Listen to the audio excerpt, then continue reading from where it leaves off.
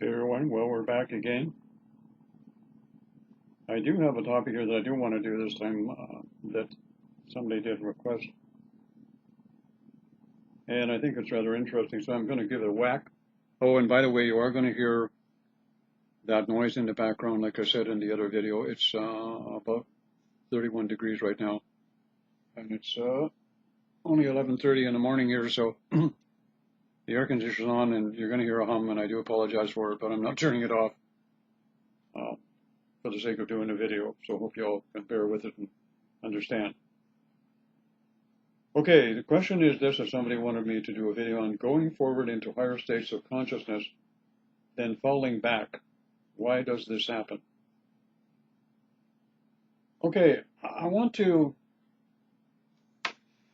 kind of label this one under the twin flame thing, so I want to give you an example. The very first thing I'm going to say that I have learned over the years is this. Since I've been going through a Kundalini awakening since I was 37 years old, I've got 40 years exposure to it, and pretty much been active. Well, the only times it's not active is when I've been sick or something along that line, but it's pretty much an ongoing thing. But let me give you an example of going into a higher state of consciousness and following back, and why does it happen? I think I've done this, I don't know, about 3 or 4 times already in my video. I recommend sometimes that maybe some of you, when you have a question you want to ask, I don't know whether it's people are lazy or what.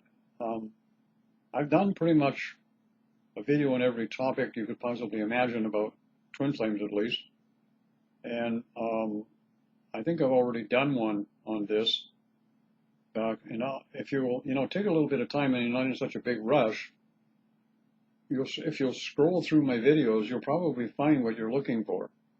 It'll be there somewhere in the scroll. I think a lot of people are in such a rush to find what they're looking for. They don't take the time to actually take a really good look at what. I've got some really good videos in there. There's some that are okay, but there's some that are really good that can benefit. Okay, to give you the example of going into a higher state of consciousness and then falling back, let me answer this question right off the bat. Why does it happen? Why does it happen?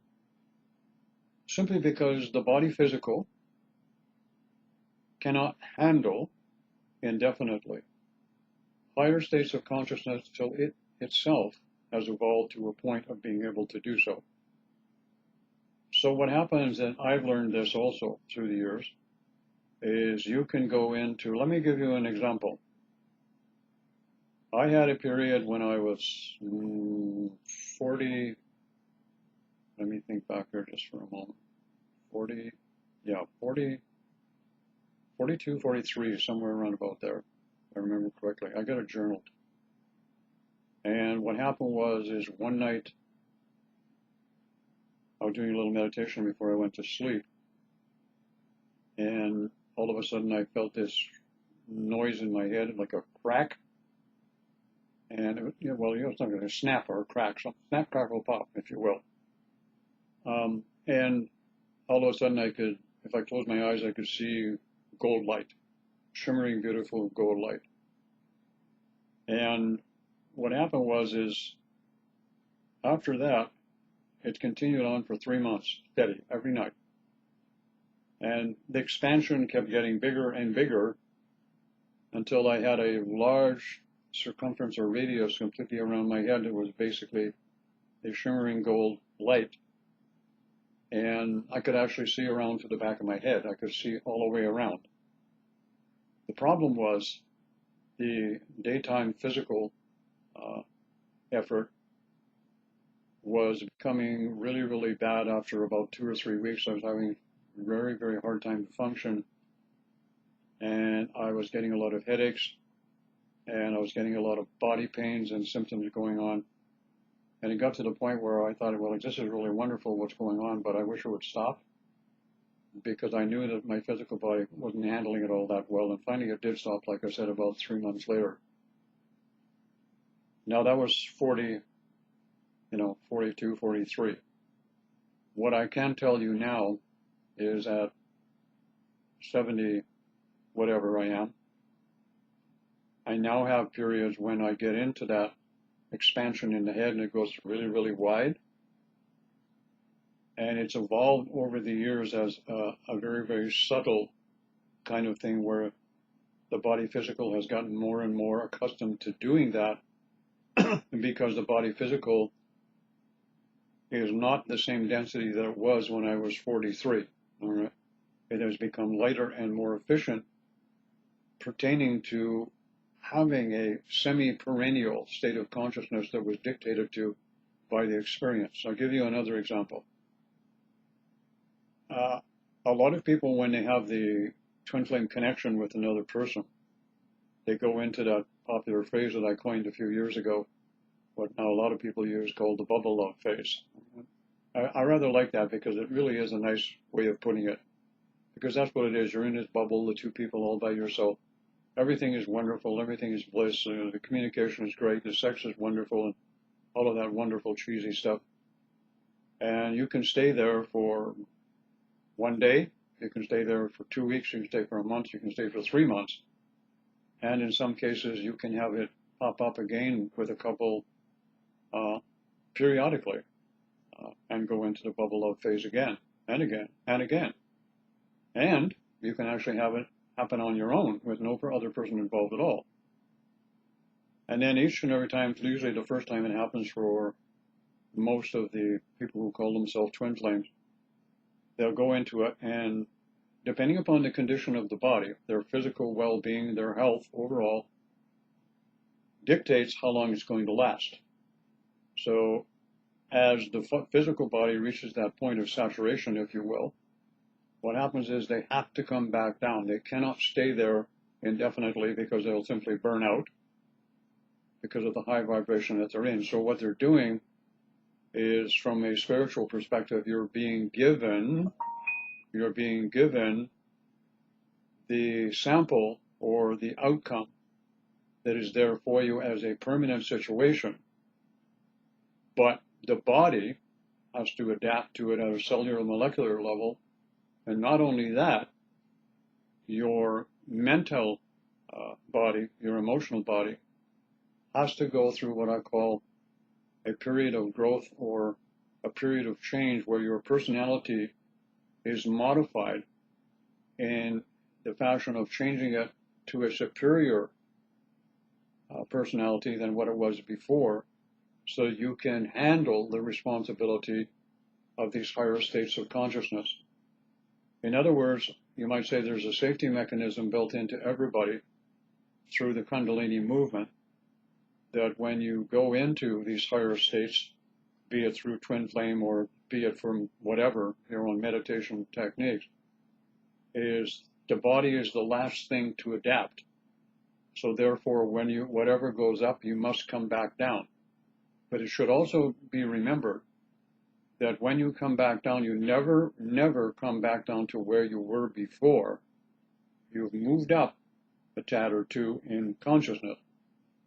Most people are not aware of that happens until much later, because what happens is as you come back down and you're a bit higher, this is where you start dealing with all of the issues of the mental body, the emotional body, but most specifically of the physical body, because the physical body must have time to adapt.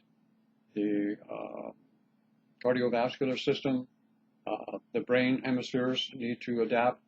All of the organs of the body need a chance to adapt. The higher the vibration goes, the more extended the adapting period will go on within the individual in question. Also, what happens is this: you have to take into account hereditary and genetics again here. Like I said, I've done this video before, but it's okay. I'll kind of run through it again. And what happens is you have to allow the body to go through a cleansing and a purging thing. And here's where it gets a little tricky for a lot of people, because people will start experiencing, after these experiences that they have, they'll start having digestive problems, they'll start having bowel problems, they'll start manifesting illnesses and diseases that, like, and they could be young, they could be in their 20s, 30s, 40s, whatever. I mean, that's young. And they start manifesting all of these conditions, and they do what everybody else does, because this is what you've been programmed to do. When you feel something's amiss in the body, you go to the doctor. So what does the doctor do? The doctor treats you, gives you tests. In a lot of cases, he gives you prescription drugs, which is the worst thing that can be happening to a person who's going through a Kundalini awakening and going through the bodily symptoms. Unfortunately, our society and the medical profession, basically as a general rule, makes no allowances or no conditions for people who are going through the rebirth process via Kundalini. So people who are going through this and having the bodily symptoms take place, they don't know what's going on, and the doctor doesn't know what's going on. So he does what, or she does what they've been trained to do. They put you on prescriptions. And what this does is short circuits the whole system and literally screws it all up, and the wiring just goes crazy, and you've got a mess. And usually what will happen is you have a lot of these people, they intuitively know somewhere along the line what's going on, and a lot of them stop using the medication, and they kind of get their shit together and go in that direction. The other thing is you have this inner voice, okay? You have the inner voice within you. And the inner voice, in many cases, will, I don't know quite how to put this in words. I'll give it my best shot here. It can get a little confusing because, here again, we have a lot of restrictions that are self-imposed by us through belief systems, based on our culture, based on our racial beliefs, our culture beliefs, our religious indoctrination. We have a lot of restrictions imposed upon us by ourselves through these belief systems. So what happens in many cases is the inner voice, if you will, can take form, okay? And what it will do is it will take form in something that you can relate to as a belief system that's already ingrained within your consciousness. Example, case in point, is you can have a guide manifest, all right? Or somebody that's a non-physical, an entity or a being, could be a relative, could be someone who calls themselves a teacher or a master teacher. And in many cases, this is the form that you've heard of as part of your belief system somewhere in your train of your reincarnation belief system. So that can be brought into form as your inner voice. And in a lot of cases, your higher self, that higher aspect of yourself, will take a form that you can relate to or you're comfortable with and act as that representative for you, never knowing that you're actually conversing with your higher self. But that's okay. I'm kind of unraveling it for you. Now, are there people who have entities and beings? Yes. As guides? Yes, they are. But I'm not going to get too deep into that. So anyways, as I was saying, is as you go along, this pattern continues with every time that you make a step forward. You have to give the body time to adapt. Right now, as I mentioned in other videos, what is taking place is, and again, I go back to the years that I've been going through Kundalini Awakening, and other people who've been going through it for 30 or 40 years can tell you the same thing, is that every time you take a step forward, it's almost like you're going to take a step back, and the body's going to have to go through the adapting. Here's something that I'm going to suggest that you do. I did this, and it literally blew me away. I sat down, I think it was, 3 or 4 years ago, and I thought back to when I started my awakening, my Kundalini awakening, and I had an experience with the white light. And then what I did was I keynoted all of the really intense, important experiences that I had over a 40-year time span, all right? and I put them all together and I eliminated the time. Okay? You'll get an interesting picture when you do this.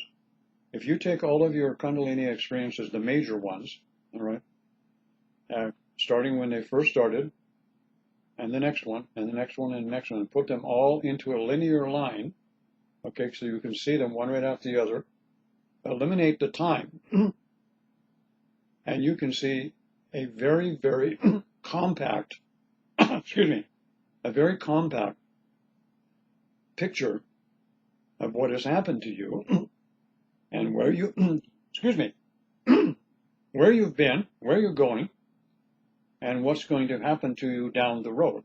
You can see it all. The time factor, and you're lucky we have the time factor, simply allows for the necessary ingredients, components, and changes to take place within the physical body, and of course the mental, the emotional, and you get a new and birth a new personality within yourself as you eliminate the belief system restrictions that you've self-applied to yourself in that way.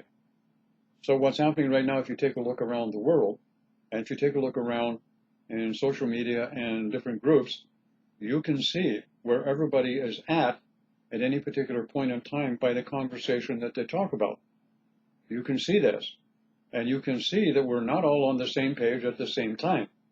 We have different levels and different manifestations of body physical in and going on at this particular point in time. So all of this takes time to adapt. And in the meantime, the other thing that you have to take into consideration here now is this. We are literally at this point, whether a lot of people see this or not, this year, 2020, the influx of the virus that's going around, this is going to change the major collective consciousness of humanity in ways that many of us in the spiritual community have never even thought of ourselves. It boggles my mind when I see the outcome that's going to come out of this, all right? The change that's going to take place, the belief systems that are going to fall by the wayside, the behavior patterns and modules and templates of people and purging right now is incredible. This includes dietary intake, this takes politics and religion and everything else into an inspection type of scenario where everything that's going to be inspected, everything that can be moving forward in a positive, creative, evolutionary way will do so, and the rest of it will be dissipated and dissolved as you fall away. All right, I'm going to give you an example of this. Because I watch the news, and because I need to watch the news, because I need to see how the picture is unfolding, I don't get emotionally attached when I watch the news. Okay, the emotion that other people experience during this, I don't feel it, sense it, or even get with it in that sense. What I've been seeing is especially here in Canada, because I'm watching the Canadian news more than anything else, I've seen businesses, okay, small businesses, medium-sized businesses, who have, in a flash, completely modified their production methods for the needs, all right, of the people at the moment that they require it, all right? Where they've shifted and taken their production lines and shifted over to something that we need at this time, with no consideration of profit per se, but only producing the product at cost to be of service to humanity. This is the greatest example of where we are going as a society. In some countries, this is going to be a very difficult transition. We are now creating companies who are not motivated by profit anymore. Unlimited, uncontrolled profit. As much as they can get, how they can get it. Not like a financial institution. Do you know something right now? That financial institutions know how to milk their customers better than anyone. The only thing that banks don't charge you for is to walk in the door. and they don't charge you yet to go in and use the banking machines. They don't charge you. But sooner or later, they probably will. They are the greediest of the greed. Profit is their sole motivation. They don't give a rat's ass about you as people. You are just means to more profit. The companies that I've been seeing that are not motivated by profit, but profit is in the agenda. But how much profit is enough? How much profit is enough? These are the companies that are going to survive. They're going to be even more innovative, more creative, and they're going to have some of the most loyal employees. Because what they're doing, instead of creating a company, they're creating a collective company through consciousness of the individuals who are employed by it. How does that grab you? And that's what's taking place on the planet right now. This is something you're going to see more of. So, at this particular point, your body, my body, is going through changes that are crucial to take place. Because as the dinosaurs begin to fall by the wayside, and they're going to self-destruct on their own for a reason, because they don't want to change. The banks don't want to change, and they're not going to. For example, what's going to happen is we're going to change. And when we change, we simply won't put up with it anymore. Alternatives will be created, you see. Like the company, the small company, the medium-sized company, that totally switched over and forgot about profit and put the needs of the people first and the needs of their people first. These are the companies that are going to go into the future. In order for that to happen, the body physical has to change and adapt to a new type of consumerism. And consumerism is going to change and evolve also. This is the transition stage we're going right now, and right now the bodies are being transitioned, put in a situation of change and evolution, and this is why a great many of you during this time of tribulation are going through different states of consciousness that are going to the side, back and forth, up and down, and it can be very erratic as you're going through it. So all of this is important, but it is allowing time to do something else. One of the problems that has happened over the last few generations, and I've noticed this, all right, and this is not a criticism again. One of the things that I've noticed is our quality of physicality has gone downhill. What I mean by that, because I'm in my 70s, I've come through quite a few generations of kids. And I've noticed a tendency that every generation seems to be becoming less and less healthy than the generation before it. You didn't see what kids are having manifest in them now when I was 20. It was unheard of. But in 40 years, we now have a society that is relatively unhealthy, with inferior immune systems and a body physicals that have degenerated through generations of poor nutrition. It looks good, but the nutritional value is questionable, to say the least. So what's happening is now we're at a point where we've become so fragile that the time factor for physicality and maintaining the physical body to maintain these higher states of consciousness in many people is in jeopardy. So this is why it's actually taking longer for some people to adapt to the physical. I cannot say enough at this particular point how important diet, food intake, and proper food intake with high nutritional value, but also containing high frequencies of life force or light, if you want to call it that, is crucial at this time, especially for people who are going into expanded states of consciousness and going higher. I cannot emphasize this enough at this particular point in time. It is that crucial. All right, so having said that, I would make this statement to any or all of you that are experiencing higher states of consciousness. When you come back and you come down, it's not a punishment. You haven't lost it. It'll be back.